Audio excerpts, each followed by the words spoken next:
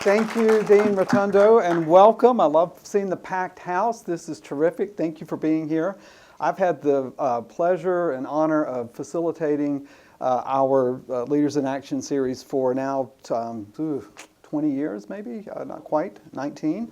And we adopted the Fireside Chat in 2009 at Cathy's request, and so it is an honor to be sitting here with you again tonight. So we're going to dive in and get started. But I was going to say, I've sat here and talked to a lot of speakers. There's no one that I'm more honored to share this space with than Cathy. Thank you, Will. Thank you so much. Thank you. And when we are finished with our conversation, you will understand why. There's not a more genuine, authentic, dynamic leader than Cathy. So we're just honored to have you here. Thank you. And you will figure out, first of all, I'm delighted and honored to be here completely.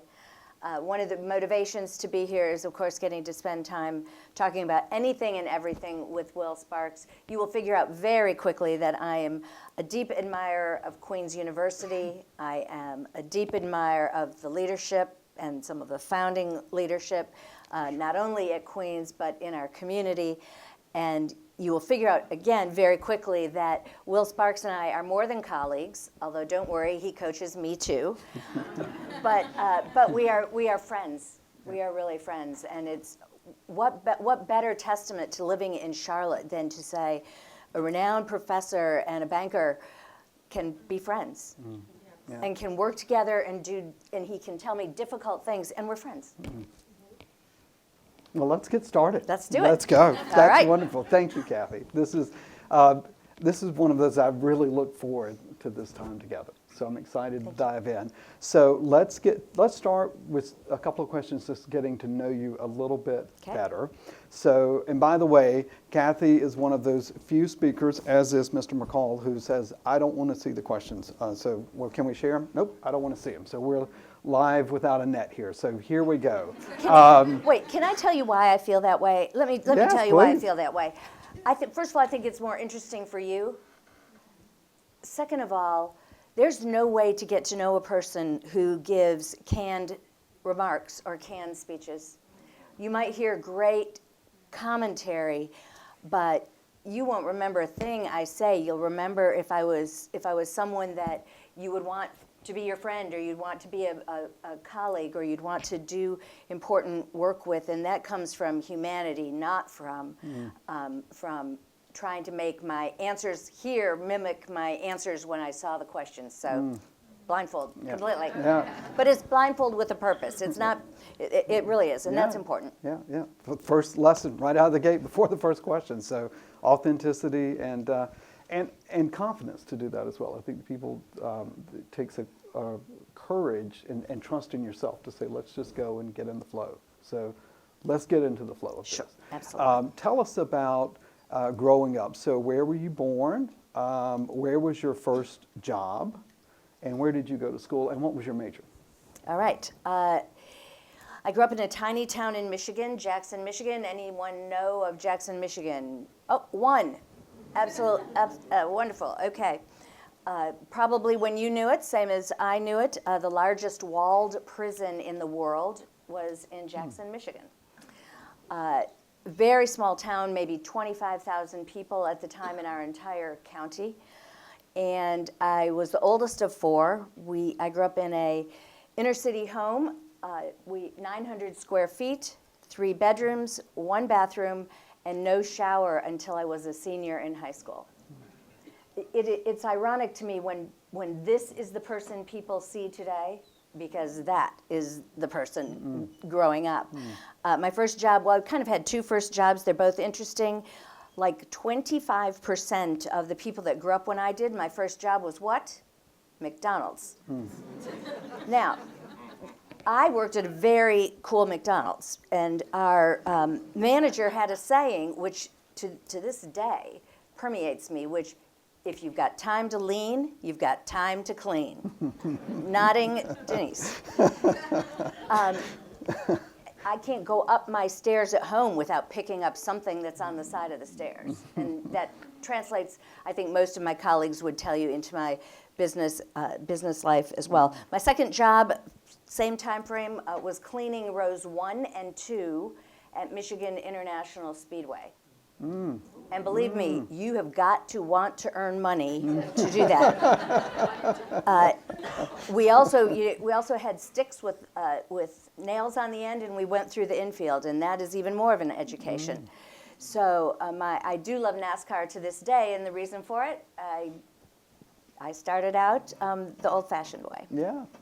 Now, where did you go to school in your major? No. University of Michigan. Go Blue. Yeah. My father did not want me to go there. I was a debater in high school. He was my debate coach. I always say there is a jaguar for a therapist somewhere in that whole relationship. But well, that's complicated. Mm-hmm. And you see it every day. You are living and working and going to school in either what you would call a little big town or a big little town, and relationships are multifaceted. I think it's one of the great blessings of being here. It's also one of the great opportunities to think 360 at all times. My original major, he didn't want me to go there. He wanted me to go somewhere because I had some full ride scholarships. I didn't want to go to Michigan State. Let's just leave it there. But my original major was literature, specifically Shakespearean literature. And my father then explained to me that I would have to go to graduate school to have that degree mean anything, and that he wasn't going to pay for my graduate school. Now, this is important because he wasn't paying for my undergraduate school. No, truly, Michigan International Speedway rows 1 and 2 was paying for but he had a point about how much schooling I wanted to do and how I wanted to move myself forward. And so I decided I did want to go do some postgraduate work. I wanted to be a lawyer. I took the LSATs, but I wanted to earn some money. And so I quickly pivoted and went to the undergraduate school of business, what is now called the Ross School of Business at Michigan. And then my major became finance. Gotcha. Okay, what was your first job after graduating?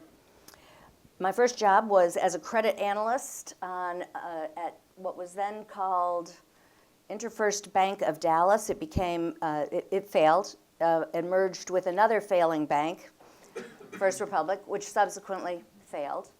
How I got to Charlotte and how I got here is what was then NCMB bought Republic Bank of Texas. So long journey and long story. But my first job was as a credit analyst, a floor of 100 people. We weren't even cubicles. We were in desks shaped in an X, so you could hear everything that everyone was saying at all times. And our goal was to get out of credit. And it was almost a race. It wasn't a zero-sum game, but order that you got out of credit really mattered. So, not surprising to you, I made the choice to say I will not be outworked. I might be outsmarted. I might be outmanned. What are the great Hamilton lines? You know, outgunned, outmanned. Those things might be true, but I will not be outworked. And so my first job after that was they sent me to London. So as a baby banker, I went to London. And think about that for a 23-year-old who'd come from Jackson, Michigan. So my first, now you have me on a total ramble. No. I'm blaming that on you. But two important things about why I chose to go to Texas from Ann Arbor. One is I was going out with someone who wanted to marry me, and I liked his mother better than I liked him. And that is a recipe for disaster. That's another Jaguar, I think. But it was the only bank of all of the banks I interviewed with that had a woman senior vice president in the mix of recruiting me. And that's true. You know, the articles that you were talking about, Pamela, there was also an article about women bankers. And here's little tiny, at the time, First Republic, or First Republic, and there was Connie Beck, and her picture, along with Alex Sink, her picture as one of what was then the most powerful women in banking. And that's why I chose it. Okay. Well, that's a great segue into this next question, because you are currently the CEO of the Foundation for the Carolinas, but before this, you were the COO and Chief Technology Officer of Bank of America, and for years running, voted the most powerful woman in banking, #1 by American Banker. So given that, that experience and now moving over into the foundation as the Chief Executive Officer, my question is, how are these roles similar, and then how are they different? I guess as I think about it, I would make a couple of points. One is management and business management or organizational management skills and abilities are transferable across almost every discipline that I've ever experienced, not just the ones that I've worked in, but as I've seen CEOs or I've seen clients, I've seen colleagues in other places. Business skills are transferable. Now, second thing is leading mission-driven people can be very different from leading people who focus on all of the relevant aspects of, but focus on shareholder value. Now, part of the core of who I am is you can and have to do both. I was raised by a leader, Hugh McCall, in a company where you were expected to matter in the communities where you lived and where you worked. And that was, of course, about taking care of clients and growing business, but it was also about the mandate to mean something in your community. And I never have ever seen a difference between being mission motivated and being able to serve shareholders well. They're one and the same. Now, so the piece of that, though, that relates to being the CEO at the foundation versus 40 years at Bank of America is mission-driven people often worry about being corporatized. So while the skills might be the same, my language has had to change. Right? I can't remember what term I used the other day, and as soon as I used it, I said, dang, I know that no one's going to hear that. No one's going to hear what I say after I say whatever the term was. And it isn't about cheating the discipline of business management. It's making business management relevant to the people that you want to bring with you in a way that they can understand it. So I also find it very different to be a CEO working for a board. In a strange way, even though I always wanted to be a CEO, in a strange way, working for a board is much harder than working for a single CEO, no matter how demanding that CEO is. Because there's one person to take direction from, fundamentally. And you take direction from your colleagues. If you're smart, you take direction from your own people, full 360, but at the end of the day, your accountability is one person. I have 13 people to whom I'm accountable. Not all of them think the same thing. And again, another lesson in compromise, which I think is so important and takes so much courage or bravery, which is in that situation, the thing that I think is most important in my job, and I got this piece of advice very clearly when I was clearly trying to drive too much consensus across my 13-person board. Betsy Fleming gave me a great piece of advice, which is, your job, Cathy, is not for everyone to agree. It is for you to listen to everyone, make sure everyone is heard, and do what you know to be right. And I say this to people all the time. If there's a set of people who believe 1 is the answer and a set of people who believe 10 is the answer, it doesn't mean 5 is the answer. Yep. 5, in fact, may be the exact wrong answer. Everyone has to feel like they're part of your 1 or your 10, and should feel like, otherwise you lose complete and total followership. And by the way, you lose their advice and opinion, which is actually more important to you than in the execution of what it might be that you're deciding. But working for a board, a volunteer board particularly, but working for a board is very different. Yeah. And I've gotten better at it over the last 2 years than I was the day I walked in. That's a great example. We talk in the leadership class about the difference between consensus seeking and optimization, and you have to understand when to use what. But to your point, 5 is that compromise of 5, 1 versus the 10, is never the right answer. So you have to choose optimization, or maybe there's a reason to seek consensus. But that is a great framework. Yeah. Consensus v. optimization. Yeah. That's a great framework. That's the one to write down, actually. I'm not kidding. It is. Yeah. Let me ask you about a typical day. So, given your role, Chief Executive Officer of the Foundation, do you have a typical day? Are you interacting with direct board members every day? What is your typical day? I should have mentioned that as a big difference. Even leading a large organization, the Technology and Operations Organization at Bank of America, while I was running, it was 100,000 people, 35 countries, but the metrics and what you're striving for and your objectives are pretty clear.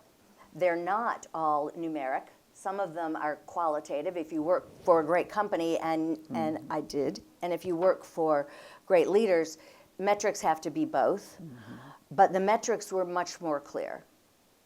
And I knew where I could, oddly enough, even though I had a boss who could have directed every single thing I was doing as the CEO, I could control my day much better when I was in a hierarchically driven organization like that.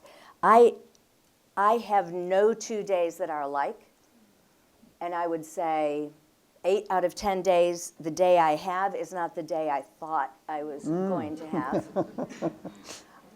And I find it really hard not to, and I really have to have discipline around this, not to spend a day fighting fires at the expense of advancing the work of the foundation. Fires are really addicting. They're sexy. Yeah. You can feel like you did something at the end of the day. You can go into attack mode. Nothing I like better than the tackling a problem head on, working it through, and moving forward.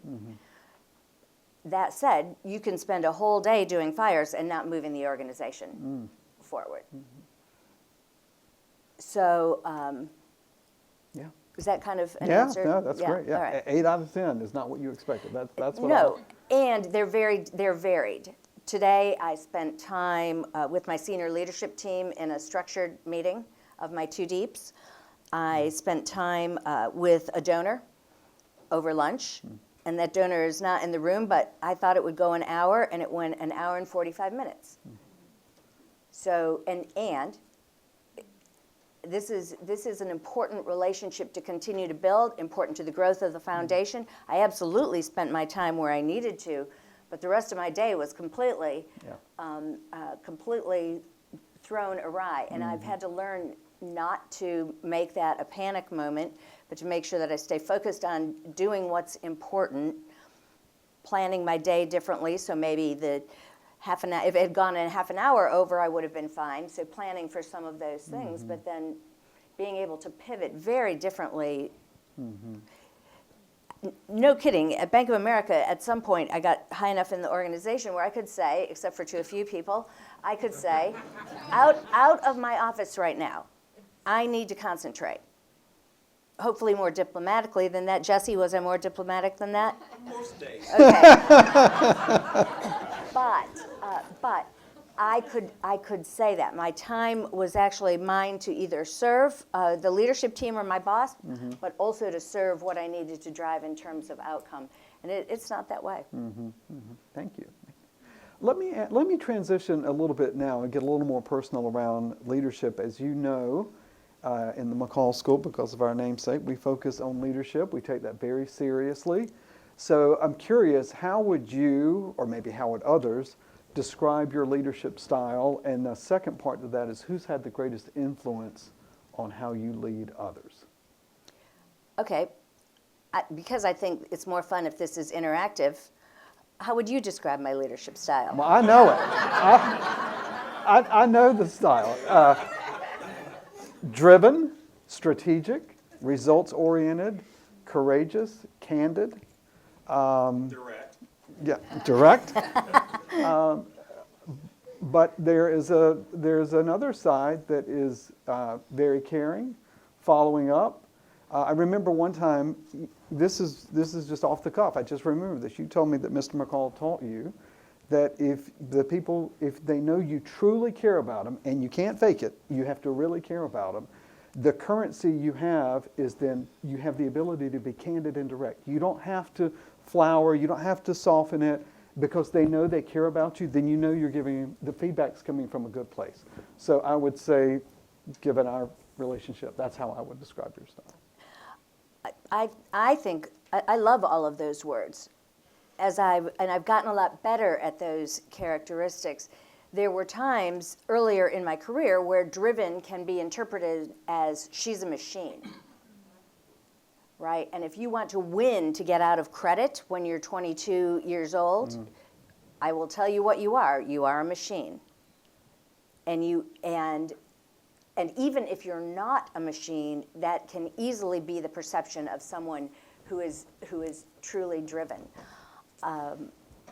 To be decisive is, I think, a really important. I think most people that work with me would say I'm decisive. I often tell people, if you bring something with a recommendation, we can discuss your recommendation. If you bring something with no solution or no recommendation, you put me in heaven because I'll decide. Right? Tee me up to make a decision that should be yours, and I will take that all day long. But being decisive can sometimes mean being overbearing or not listening until enough stakeholders are heard. Sometimes I have to listen when I already know the answer, and that's just a fact of life. It's not disingenuous. It's about making sure I didn't miss anything, but it's also about making sure that that person who then has to go do 15% of whatever it is that needs to be done, back to what I said before, really feels heard. At the end of the day, I've also gotten to be, I think that every word that you used has its flip side, and I try to pay a lot of attention now, later in my career, to the flip side. And I don't know how that changed. You learn at some point that people work for people, they don't work for machines. And you ask me about an influential leader. In a way, Hugh, I'm sorry that you're sitting here because I'm really not. But I would say the same thing, that even if you weren't sitting here, I would say I learned from you. I will give you a very good example of paying attention to detail and paying attention to bringing your team along with you. Mr. McCall and I were in Richmond. We were trying to get a merger done. We had to, one of the many times that we testified together in front of the Federal Reserve or in front of Congress or in front of other places, and we're checking in Richmond to the hotel. It's late at night. We had to be on. It was going to be adversarial. We're exhausted. And Hugh turned to me and he said, I realized that you like doing crossword puzzles, and so I've subscribed you to a crossword puzzle a month from the New York Times for a year. Now, is it bad to say crossword puzzles were my love language? I don't know. Technically, but think English major, geek, it all comes together. But think about that, and that I can still remember where I was standing. So what do you think I'm going to do as the going gets tough, right?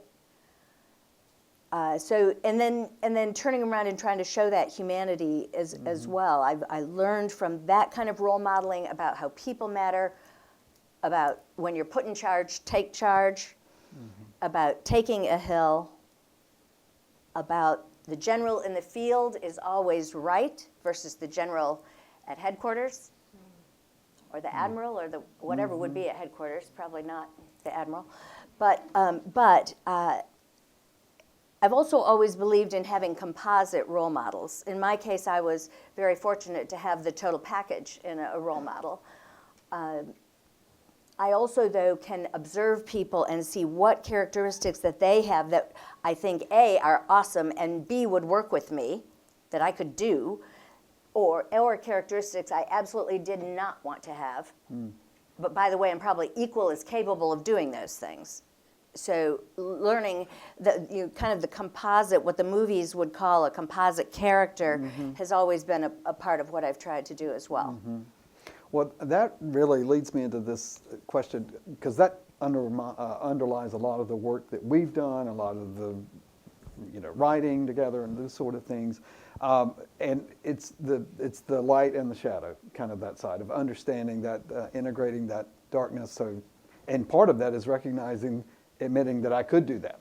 That's how you can avoid doing it, actually, is to acknowledge that you could. Let me talk specifically about resiliency and self-actualization. We had an article years ago in the Observer that focused on resiliency. And I remember something you said, I've never forgotten it. You said, we've got it wrong. It's kind of a very Carl Jungian thing to say. You said, that's why my ears perked up. You said, we've got it wrong. People think that leaders are successful in spite of their setbacks. Like if they can just fake it just long enough and hide their mistakes and no one really knows, then they'll finally make it to the top. And you said, it's actually the opposite. Successful individuals, they achieve that because of their setbacks, not in spite of. Could you expand on that a little bit? That was such a profound insight. Sure. Well, first of all, if I'm interviewing a candidate, I always ask can you tell me about a time when you've had to be resilient or when you've had a setback, and a little bit about what it was and what you did about it. And there are people who will say, I can't recall ever having a setback. And magic fairies are really true. But I will tell you exactly what happens to me. When I find somebody who tells me a BS story about a setback, I was too detail-oriented, right, and therefore I missed the point of a presentation. Too much. Yeah. Oh, I worked too hard. Okay, well, but if they can't describe a setback or a real thought about their own human resilience, I might sit there, my ears are shut down. That interview is over. That's how strongly I feel about it. I think I had to develop that way of thinking because I did have setbacks. As you know, Will and I have talked about this. I had a very painful experience at one point where, for actually, as it turns out, in my view, a good reason, I was demoted. And I'm living in little big town, big little town. And so the headline in the Charlotte Observer is Bank of America's Bessant demoted. My kids in the day read that paper. And then for the next 6 months, when they referred to my civic work, they would say, recently demoted Cathy Bessant. No kidding. I don't know. Did it sell a paper? No. But did it make me mad? Yes. But I would not be me here if I hadn't had that setback. Because my boss at the time said, you need to go figure this out. I have seen you in the community. People love you in the community. You are not loved here. Holy crud. And at the time I was no dummy. I knew I could go find a different job. But I decided that if I ran from something, I would not, that wasn't who I was, and it wasn't going to serve a purpose. So I taught myself how to be resilient, not to fake it, but how to put on a decent suit, how to keep my door open, how to walk the floor, how to make how to whatever, how to make my presentations quality but not preachy. All the things that signal, man, is she faking this? And I learned how to listen differently. I figured out what the difference was between what I was doing civically and in the community and what I was doing at the bank. People in the community at that time would have said, she is a great listener. In fact, they did. Vi Lyles said that about me way before she was mayor. And I stood up to accept whatever it was she was giving me, and I made a joke because there were probably 15 Bank of America people in the room, and I said, thank you, Vi, you've just described somebody that no one at Bank of America recognizes. This is before I got demoted. And they didn't laugh. The room laughed, they didn't.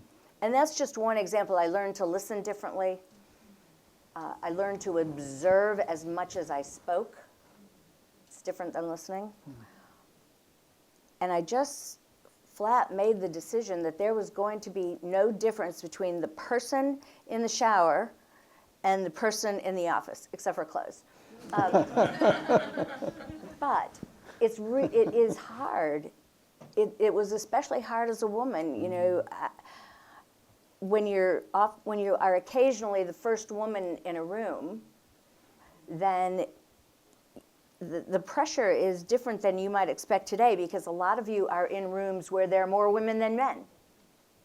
Not always true when I was a baby banker. And so I was raised to think it was about not performance, but it was, you know, my hair and my suit and how precise my words were, and my own perfection was what was important. And as I grew up in the organization, those are the things that caused people to think I performed and not did, to think I declared and not demonstrated.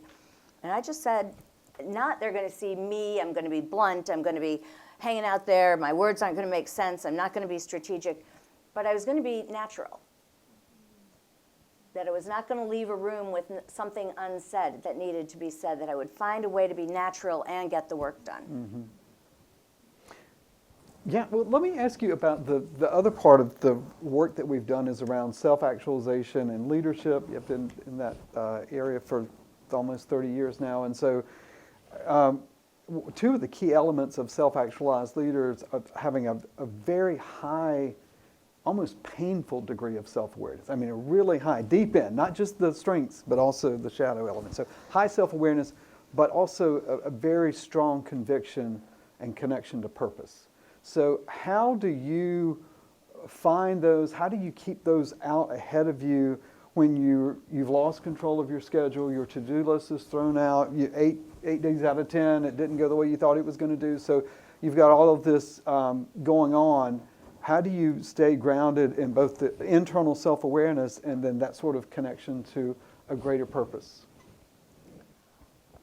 So I figured I didn't look at the questions, but I figured we would talk about self-actualization. And I really do deeply believe that you cannot be self-actualized if you're not self-aware.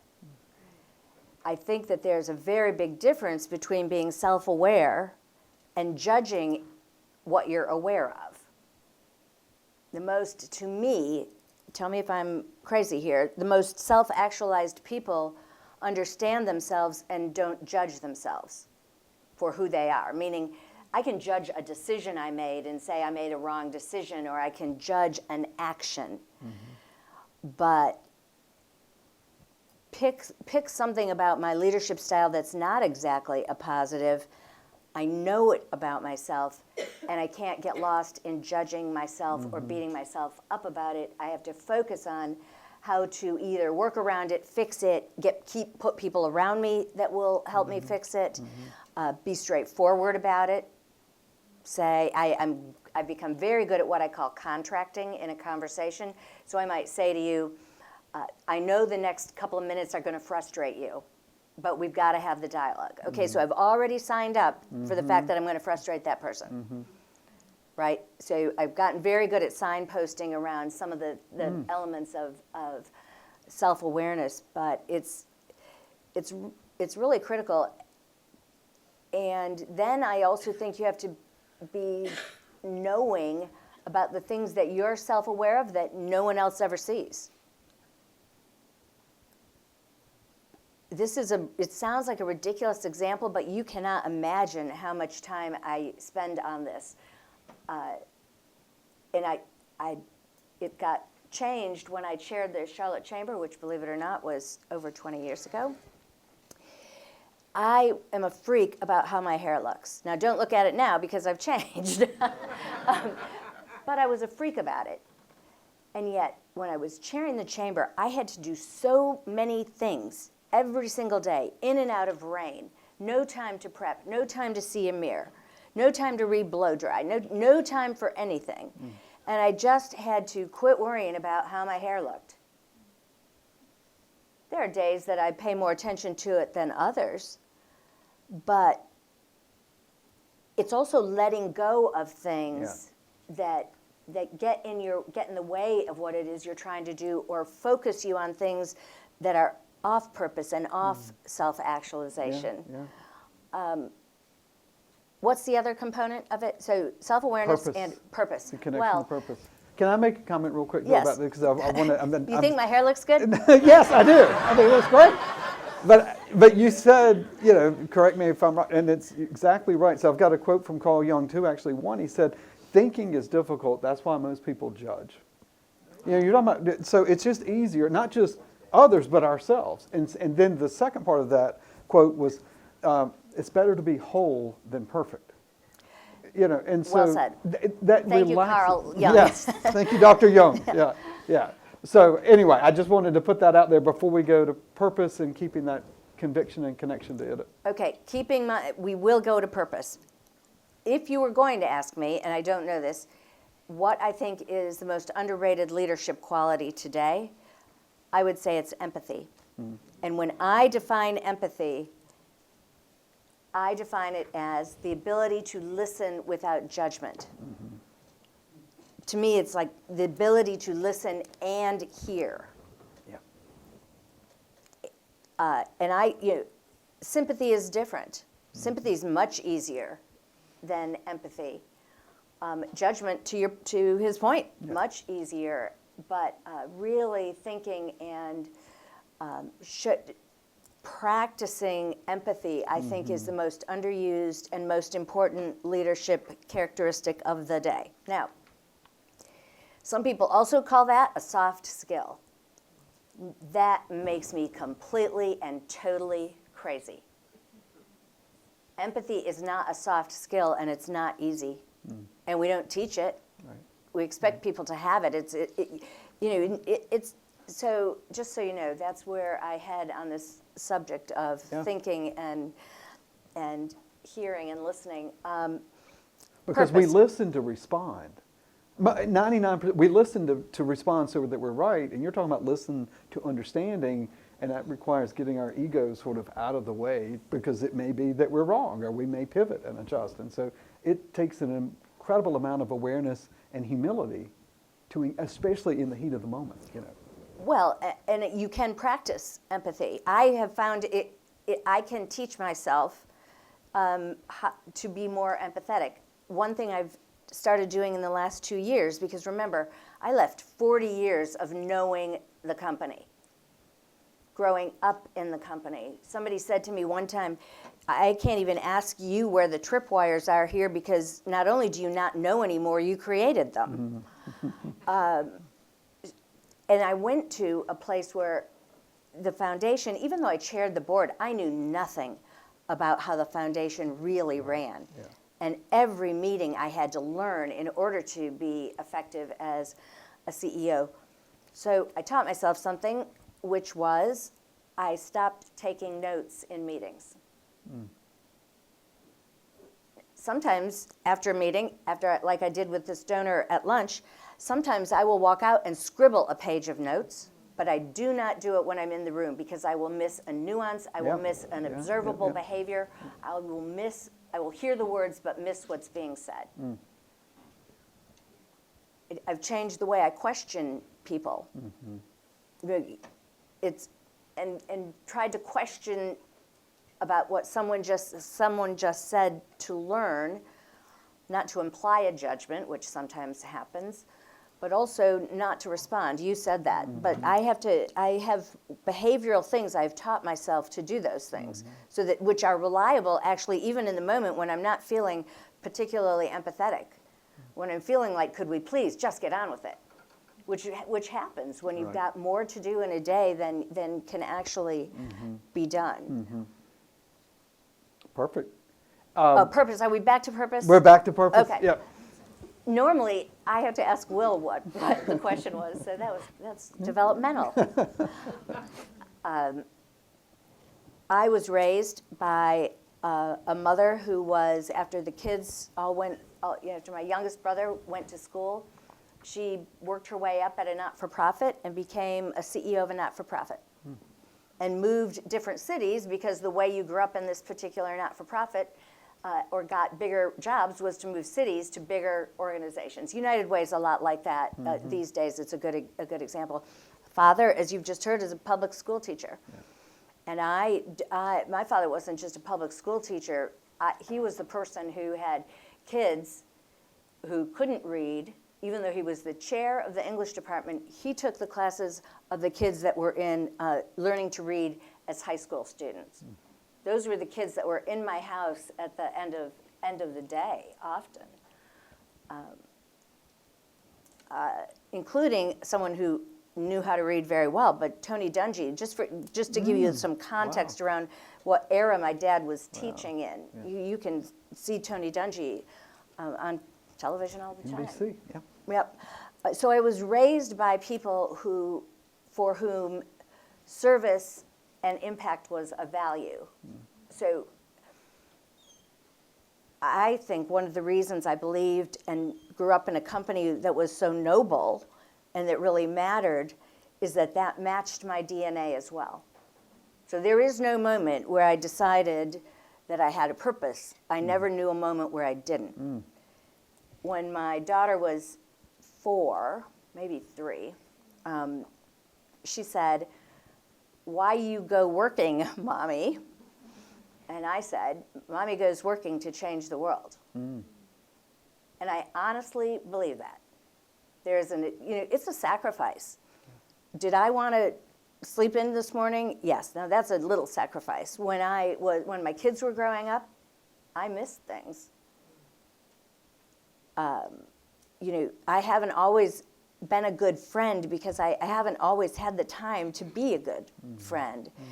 Those things are sacrifices, and I refuse to make that kind of sacrifice for anything other than something that really matters, and that is changing the world. So the way you said, how do you do this? How do you feel comfortable you're doing this in a day where it's going to be 90% other than what you expected? Yep. I have a yellow sticky note on my desk. And it says, what did you do to motivate an employee or teammate? Same sticky note I've had for, 20 years, just different language. What did you do to connect a donor to the foundation? What did you do to help a not-for-profit other than your own? And the fourth one, I can usually answer the first 3, so I don't have to remember what the fourth one is. But it's all there. I could have probably remembered before I turned 65. But it's all there. And I gut check myself literally every day.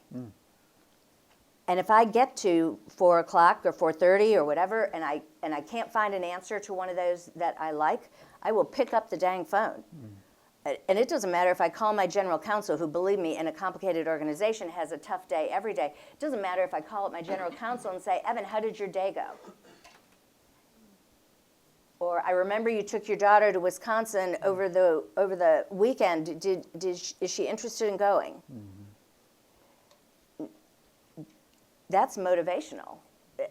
It's not fake, but it is take a minute to figure out how I connect somebody to the organization and how I live my purpose. Yeah, excellent. Thank you. But let me ask you a question about the broader community, and then we'll have a few minutes for some audience Q&A, maybe a couple of questions, and then I'll ask you one final question. We will adjourn at 6 sharp. I know we do have some folks that have class this evening, and so well, then we're already 7. late. I'm sorry, 7. I'm on the old schedule. 7. Yeah, you're already late. Well, and for all of you whose watches have just told you to do something, you can stand in the aisle. It doesn't matter to me. Move around. Oh, but I do want to ask you about the community and the interdependency between business and the not-for-profit, and then when you think about our broader community in Charlotte, you're leading the Foundation of the Carolinas, but in my mind, you've been leading in the community since you've been in Charlotte. I mean, it's not because you're the CEO of the foundation. You've got a different platform, but you've been leading in the community since you've been here. So what excites you the most about the city of Charlotte in the say next 5 years? What do you think are some of our brightest spots there and that are yet to be realized? Opportunity after opportunity, challenge after challenge. Charlotte always punches above its weight. Always. And we do it because our business leaders were also our civic leaders, or our leaders of educational institutions participated more broadly. On the Charlotte Executive Leadership Council right now are the presidents of the universities and colleges that are here in Charlotte. So we participate. The notion of public-private partnership bugs me because it is a fact, and it's a term people use.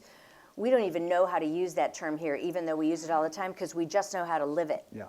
And one legacy that I try to carry on from Mr. McCall is when new people come to Charlotte, and Connie, you know I did this. I'm so sorry to say this in front of you. But I try to have a conversation with new leaders to say, here's what it means to lead in Charlotte. Here's what's important to us in Charlotte. And also what Charlotte has the capability to give, which I think I told you, I believe is give some and you get 4 times that back. So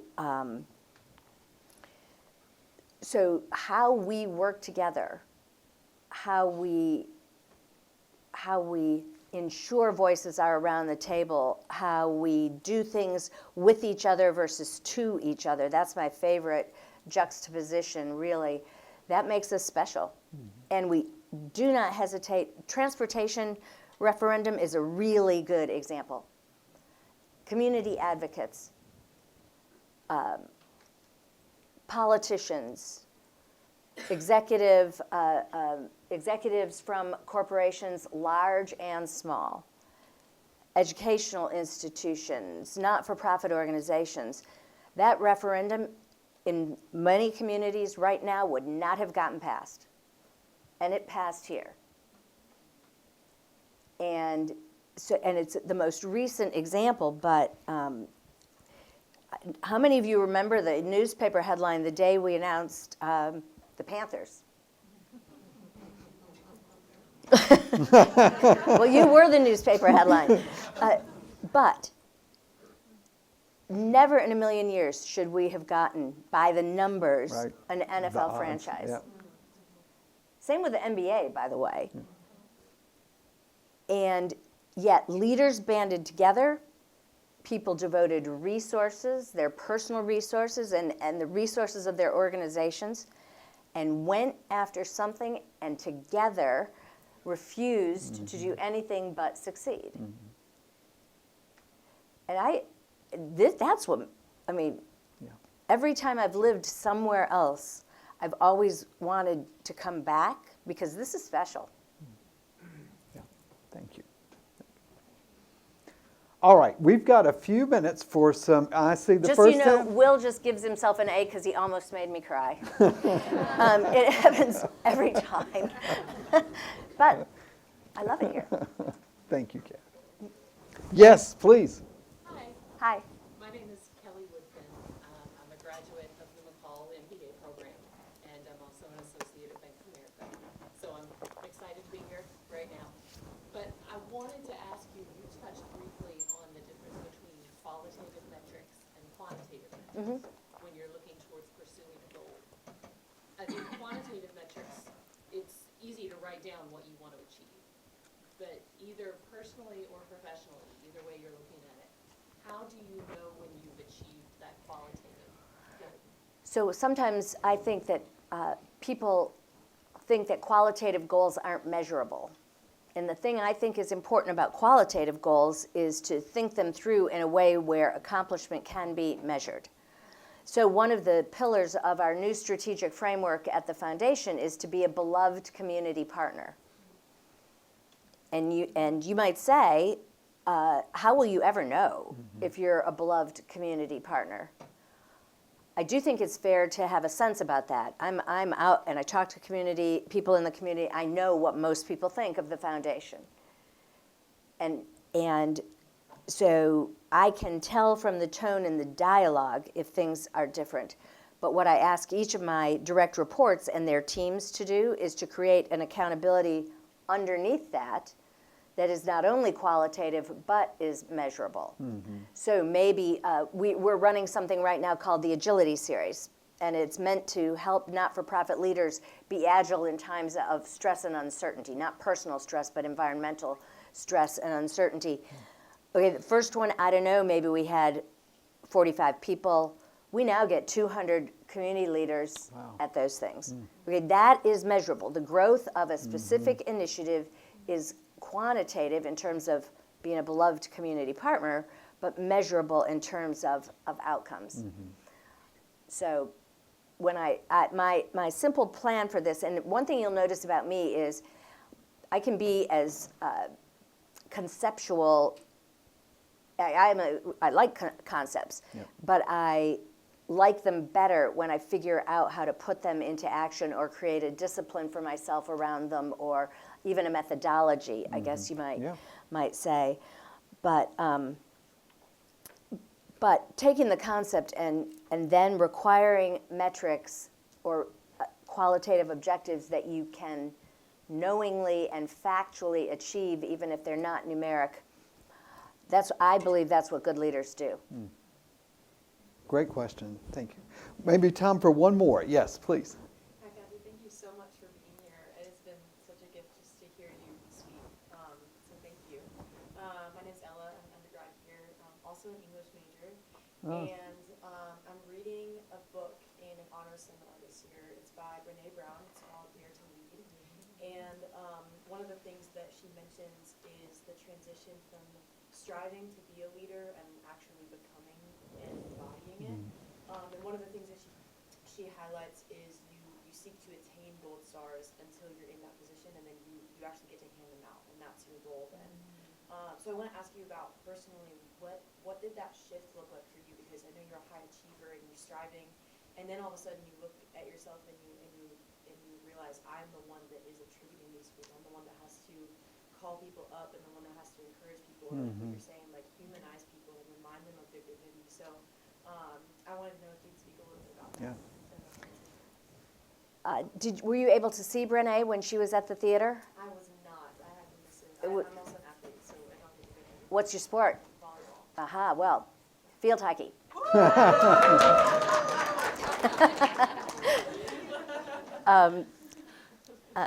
Anyway, volleyball players can play field hockey. No, I'm kidding. But Brene is awesome. Yeah. And I love her books. I love hearing her speak. I also think she has an easier job than I do, just so you know.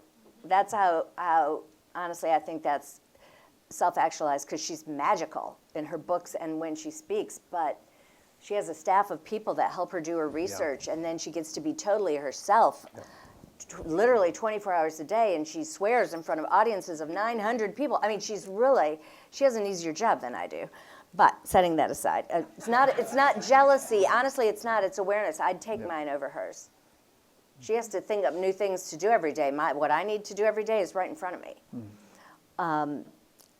For me, those moments are easier to see when you go from striving to be a leader to actually becoming, but then believe that you have become. That's a 3-step journey. Those moments are only possible in the rearview mirror, I think. And that's just something we have to live with and understand. There are different ways that you can see it happen in your career. I got Chuck Cooley, who was our head of human resources for many years under Hugh's leadership, spent a lot of time trying to drill into me that it was more that I was going to be measured by what people who worked for me did, not what I did, because my job was as a leader was different. Doesn't mean leaders don't do, but that my job and my success was different than it might have been as the machine version rising up in the organization.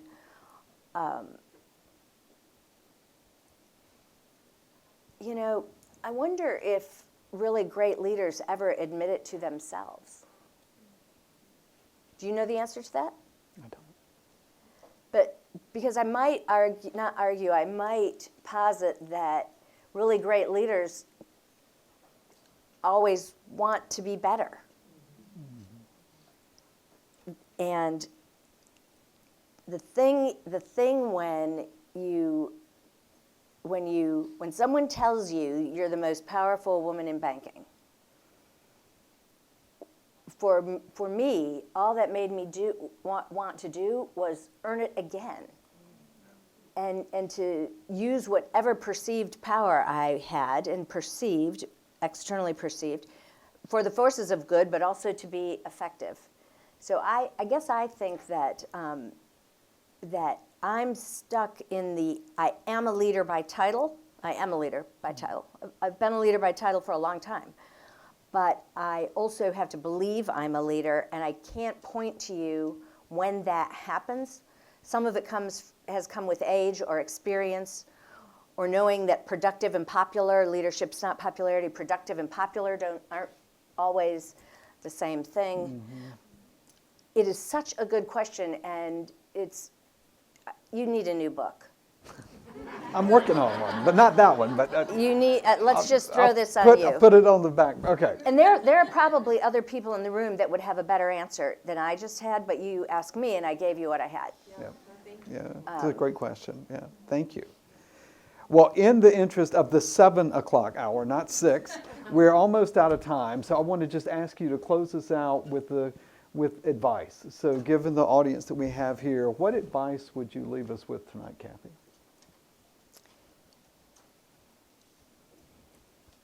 I actually think the 3 C's make a tremendous amount of sense. Mm. If you were to ask me what I thought was, for example, I believe there's no substitute for competence. There's no substitute for it. You can be articulate, you can have high energy, you can, you can work really hard. And those of you who are athletes in the room, this plays out for you. You can work really hard, but you've got to be competent and good at what you do, and effective. There is no substitute for that. I believe there's no substitute for preparation. Sure, I didn't look at Will's questions in advance, but if you don't think I spent the last 24 hours thinking about what he might ask me, not obsessing about it, but thinking about it, because for me to walk into a room and be competent, I have to feel prepared. He might not have asked me anything I thought about for the last 24 hours, but I walk in here feeling prepared, and that changes my ability to feel competent. So commitment, good grief.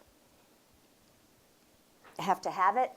If you don't have it, you have to put yourself in a place where you are committed, where you want to deliver your energy, where you can stay committed even though even on the days you don't want to, or everything around you suggests what you're doing might momentarily not be worthy of your commitment. And believe me, these are things I know personally and professionally. I've been married 3 times. This is not a role model behavior. But it really has taught me. My husband and I have been married 30 years now. And it has taught me how to isolate what is unique to a situation, what's unique to an environment, what's unique to whatever's in front of you, and then sort out the things that are universal across all things. I do not allow myself to get mad at my husband if what he's irritating me about is the product of running a complicated household. Because no matter who I spend my time with, I create a complicated household. And that knocks out literally about 85% of the things that might be annoying on any given day. And I'm using that as kind of a lighter example, but commitment, if you don't have it and can't feel it, you've got to put yourself somewhere where you can and you do. So And then you've heard my other pieces of advice. Life is a lot better when you are exactly who you are and you're natural and you let the warmth and humanity that you have out. Every single thing that you do, even if you're an engineer, every single thing that you do is better for that humanity. Yeah. Well, we've seen that in the most authentic way that I can remember. Thank you, Cathy. It's Well, an honor. and now a point of privilege. I'm grateful to Hugh McCall. Absolutely. Thank you, Mr. McCall.